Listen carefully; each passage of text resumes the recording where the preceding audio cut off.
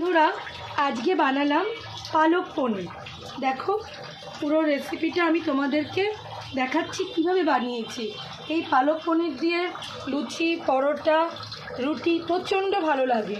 তো রাত্রিবেলার জন্য আজকে ভ্যালেন্টাইন ডে একটা স্পেশাল মেনু হয়ে যাক। তো আমি চিকেনের কিছু স্পেশাল বানাবো, তার সাথে বানালাম পালক পনির।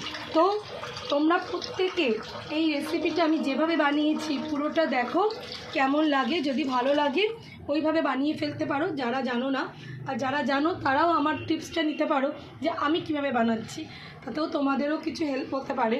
যেমন আমারও কারোর ভিডিও দেখে কিছু না কিছু আমি জানতে পারি, কিছু না কিছু আমার হেল্প হয়, তেমনি তোমরাও আমার এই কুকিং ভিডিওটা দেখো পালক পনিরের।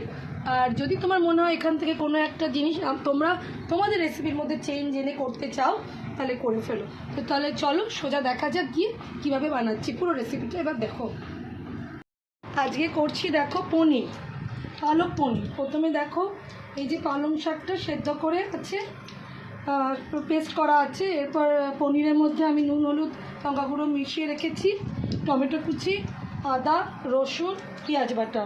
প্রথমে তেলের মধ্যে জিরে আর তেজপাতা ফোড়ন দিই। তেলের মধ্যে দেবো একটু বেশি করে রসুন লাগে, হ্যাঁ রসুনটা দিলাম তেলের মধ্যে। রসুনটা একটু ভাজা ভাজা হোক। রসুনটা যেই একটু ভাজা ভাজা হবে, এটাতে একটু বেশি পরিমাণে রসুন লাগে বন্ধুরা। আর তেলের জায়গা কেউ ঘিয়েও করতে পারো পুরোটা, কিন্তু অসুবিধা নেই। কিন্তু অবশ্যই তোমার এতে করবে কি বলে, রসুনটা একটু বেশি দেবে। তারপর দেবো পেঁয়াজ বাটা।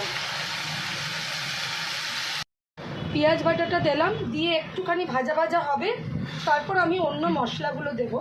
এটা না অনেকে বাটার দিয়ে করে, অনেকে ঘি দিয়ে করে। আমি তেল দিয়েই করলাম আজকে, কারণ লাস্টে তো ঘি নামাবার সময় দেবো, একটু বেশি রিচ হয়ে যাবে। তাহলে পেঁয়াজটা একটু ভাজা ভাজা হোক, তারপর আমি অন্য মশলাগুলো দেবো, ঠিক আছে? দেখো একটু ভাজা ভাজা মোটামুটি হয়ে এসছে। এই অবস্থায় আমি আদা কুচিটা, আদাটা কিন্তু পুরো বাটা নয়, আদাটা একদম গ্রেট করা আছে, ওইটা দেবো। দিয়ে ওটা যতটা তোমার মনে হবে তুমি ততটা দেবে। আমার এইটুকু মনে হলো আমি এইটুকু দিলাম। হলুদ দিলাম, লঙ্কার গুঁড়োটা একটু বেশি করেই দেবে, একটু ঝাল ঝাল হলে ভালো লাগে। গুঁড়ো দেবে, জিরে গুঁড়ো দেবে, একটুখানি নাড়বে। এই 2 মিনিট একটু নাড়ো, নেড়ে তারপরে নাড়ার পর এর সাথে সাথে আমাকে যেটা পেস্ট করা আছে, মানে তোমার পালং শাকের পেস্ট করা আছে, সেদ্ধ করে পেস্ট করা আছে, এটা আমি সঙ্গে সঙ্গে মেশাবো না, আর একটুখানি নাড়িয়ে নিই। সেটা হচ্ছে চিনি, একটু মিষ্টি লাগে। এটা তোমাদের কারোর ইচ্ছা থাকলে না দিতেও পারো, আমি এতটুকু দিলাম। ছাড়তে শুরু করে দিয়েছে, ভালো মতন কষা হয়ে গেছে, মানে অর্ধেক কষা হয়েছে। এরপর আমি এখানে পনিরটা আমি এখানে পালং শাক পেস্টটা মিক্স করলাম, ঠিক আছে? মিক্স করে এবার হচ্ছে আসল মেশানো। পনিরটা কিন্তু না আমি ভাজি না এর মধ্যে, আমি এর মধ্যে পনির ভেজে দিই না। ভেজে দিলে আমার স্টিপ লাগে, তাই জন্য আমি দিই না। কারোর ইচ্ছা হলে পনিরটাকে বাটারে একটু ফ্রাই করে দিতে পারো, সেমি ফ্রাই করে, নট পুরো। এবার এটা কিন্তু ছিটবে। এবার এই কষাটার সময় একটুখানি ঝামেলা আছে, এটা ছিটাছিটি করবে, এটাকে আস্তে করে একটুখানি করতে হবে। প্রচণ্ড ফাটছে তো, তাই ঢাকা দিয়ে দিয়ে রেখেছি। দেখো এইভাবে ফাটে। এই অবস্থায় আমি কী করবো, একটু ফ্রেশ ক্রিম না দিয়ে আমি ফ্রেশ দই দিচ্ছি, কেন ফ্রেশ ক্রিমটা। এবার আমি দিলাম এর মধ্যে দইটা দিলাম এই কারণে, দইটা না দিলে এটা ভালো জমে না। দইটা দিলাম, আর এটা না ভীষণ ফাটে জানো তো। একদম ঢাকা দিয়ে দিয়ে করবে, একটু ঢাকা দিয়ে দিয়ে করবে। আর আমি দেখলাম ঝালটা কম হয়েছে, তাই কাঁচা লঙ্কা কটা, খুব ছোটো কাঁচা লঙ্কা, এগুলো ঝাল খুব ভালো হয়। এবার আমি ঢাকা দিয়ে দেবো। আবার অনেকটা তেলটা ছেড়ে এসছে। এরপর আমি না গরম মশলা মেশাবো না, আমি দেবো এভারেস্ট চিকেন মশলা। চিকেন মশলাটা দেবে, তাহলে দেখবে এর স্বাদটা অনেক বেশি হয়ে যাবে, গরম মশলার থেকেও অনেক বেশি। দেবার পর একটু নাড়ি। আমি এখনও পনির মেশাবো না, কেন এখন আর একটুখানি বাদে আমি পনিরটা মিশিয়ে দেবো। এটা মোটামুটি হাফ ডান হয়েই গেছে, হাফ ডানেরও বেশি হয়ে গেছে।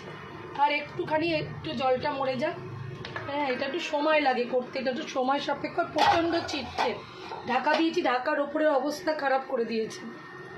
আবার আমি একটু ঢাকা দিয়ে রেখে দিলাম, একটু বাদে পনির মেশাবো।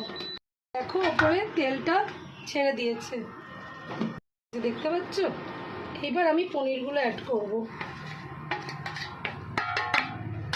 পনিরটা অ্যাড করে একটু হালকা হাতে আমি মিশিয়ে দেবো। মিশিয়ে দিয়ে আবার কিছু 10 মিনিট মতন একদম জোরে আছে গপ গপ করে ফোটাবো, আর তারপর আমি নামিয়ে ফেলবো। পনিরটা মিশিয়ে দিলাম, পনিরটা মিশিয়ে দিয়ে এবার আমি একটুখানি আবার জোরে করে ঢাকা দিয়ে ফুটিয়ে নেব। আমার হয়ে গেছে, আমার ফাটাও বন্ধ হয়ে গেছে। দেখো আমি পুরো ফুল একদম ইন্ডাকশান দিয়ে আমি এখানে রেখেছি, এর ফাটা বন্ধ হয়ে গেছে, বুটবুট করে তেল ছেড়ে দিয়েছি। এবার আমি ওপরে ঘি দেবো, এই জায়গায় বাটারও দিতে পারো, আমি ঘি দিলাম, তোমাদের ইচ্ছা হলে বাটার দেবে, ঘি বাটার যে কোনো একটা কিছু দিতে পারো। দিয়ে একটু নামিয়েই আমি নামিয়ে ফেলবো। এটা করতে খুব কষ্ট হয়, এটাই কারণ কি এর প্রচণ্ড ফাটে গো।